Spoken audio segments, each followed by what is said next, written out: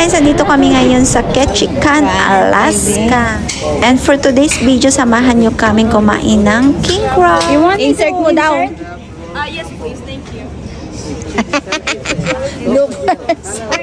O diba pati pag-swipe ng card nakalimutan namin kung paano. So for today's video pala kasama natin ang nag-iisang si Mariposa. At least matitikman natin. Matitikman natin yung king crab. Tapos nasa Alaska pa tayo. Oh. Edi wow. So, mali yung na-order namin. Mali yung order namin. Ito, Dungeness crab. Butter siya. Tikman natin. Hindi lang pala kami tanga sa pagbayad, pati rin sa pag-order. Bubuksan.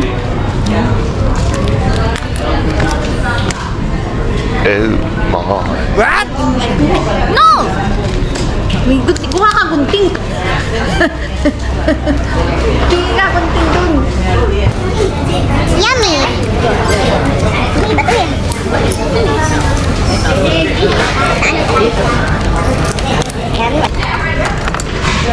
Sarap na ito, may suka. Pilipino naman yata yun, no? Tingnan mo. Yan, vinegar. Pang 10 tayo na yata ni Mariposa to guys kasi gusto niya isausaw yung crab sa suka. So gutom na siya guys at pagoda na siya kakatayo. Ano? Anong pili mo? Sa Pilipinas ka? Wala daw? Wala. In the end, wala rin siya nakuhang suka kasi wala naman kami sa Pilipinas daw eh. Alat.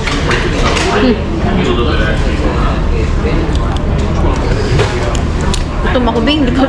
Ako din, Bing. Ito pa siya sa amin, guys. Hindi talaga ako siya. Patay gutom kami. Sarap siya, guys. Salty siya, fresh, no? Masarap yung limasan natin. Ayun, masarap din presyo niya eh. Masarap. Limasag natin, iliit-liit eh. Ay di, alimango. Masarap. Yummy! Lamig. Ito, Idri eh. Mga ilan na taon na to, Bet, akala mo. Ano to? Ang tanda ng laman. Pag mayabang natin kay Rochelle. Natuwa ba kayo? Nabusog ba kayo? Natuwa kami pero hindi kami nabusog.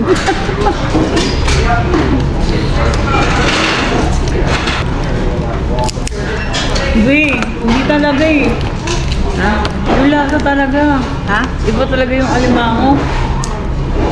Ano nga to? Ano, Di, ano to? masarap yung Dungeness. Ano, paano ba to? Dungeness. Kinemer. Dungeness crab.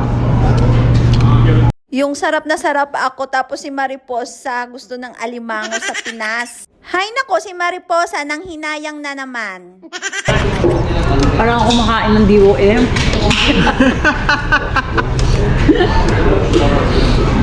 Hay nako kung ano-ano naalala ni Mariposa. Muntik pa akong mabulunan sa kanya. Eto lang naman yung kinain naming crab guys na nakapag-alala ng kung ano-ano kay Mariposa. Anyway, thank you for watching guys. Ciao!